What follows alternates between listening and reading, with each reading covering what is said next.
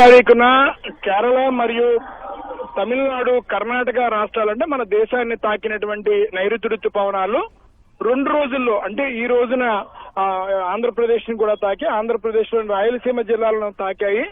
అనంతపురం, సత్యసాయి, చిత్తూరు జిల్లాలకి నైరుతి రుతుపవనాలు తాకినట్టుగా ఇప్పటికే భారత వాతావరణ శాఖ స్పష్టం చేసింది. అయితే మరికొద్ది రోజుల్లో ముందుగానే విశాఖపట్నం వాతావరణ శాఖ అధికారులు కూడా స్పష్టం చేశారు. 10వ తేదీ సమయానికి ఆంధ్రప్రదేశ్ భూభాగంలో సగానికి పైగా భూభాగాన్ని నైరుతి రుతుపవనాలు తాగుతాయనే సంకేతాలు ఇచ్చారు. ఇచ్చిన సంకేతాలు ఆ విధంగానే నైరుతి రుతుపవనాలు ప్రస్తుతం రాయలసీమ జిల్లాలోకి ప్రవేశించాయి. అయితే రానున్న 2-3 రోజుల్లో కూడా తొలకరి జల్లులు పడేటువంటి అవకాశం ఉంది. గడిచినటువంటి 10 రోజులు కనుక పరిశీలించినట్లయితే ఆంధ్రప్రదేశ్ వాతావరణం పూర్తిగా నైరుతి రుతుపవనాల రాకకి అనుకూలంగా ఉంది. అందుకే ప్రీ మాన్సూన్ యాక్టివ్, ఎక్కువ ఉష్ణోగ్రతలు ఉండడం, అలాగే ఉరుములతో మెరుపులతో కూడినటువంటి వర్షాలు కూడా చాలా చోట్ల భారీగా నమోదయ్యాయి. రాయలసీమ ప్రాంతంలో కూడా భారీగా నమోదయ్యాయి, ఉత్తరాంధ్ర ప్రాంతంలో కూడా భారీగా నమోదయ్యాయి. అవన్నీ కూడా ప్రీ మాన్సూన్ యాక్టివ్ సంబంధించినటువంటి సంకేతాలుగా భావించుకోవచ్చు.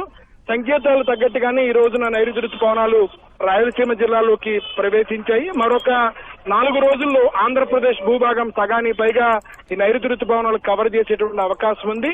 అయితే రాగల వారం రోజుల్లో కూడా తొలకరి జల్లులు పడేటువంటి అవకాశం ఉంది. పూర్తిగా అంటే 15వ తారీఖుకి పూర్తిగా ఆంధ్రప్రదేశ్ మొత్తం అంతా కూడా నైరుతి రుతుపవనాలు విస్తరిస్తాయి. అలాగే తెలంగాణ భూభాగానికి కూడా 10వ తారీఖుకి వచ్చేటువంటి అవకాశం ఉన్నట్టుగా వాతావరణ అధ్యయన నిపుణులు స్పష్టం చేస్తున్నారు. గతంతో పోల్చుకున్నట్టయితే ఈసారి నైరుతి రుతుపవనాలు కొంత ఆలస్యం అయితే జరిగాయి, కానీ ప్రభావం మాత్రం ఉంటుంది. సుమారుగా 92% వర్షాన్ని ఇచ్చేటువంటి అవకాశం నైరుతి రుతుపవనాల వల్ల సాధ్యమవుతుంది. మన భారతదేశానికి ఎక్కువ వర్షపాతం ఇచ్చేది నైరుతి రుతుపవనాలే.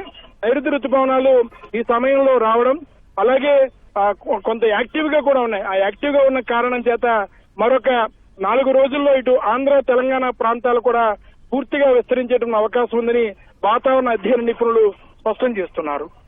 ధన్యవాదాలు ఆదిత్య పవన్.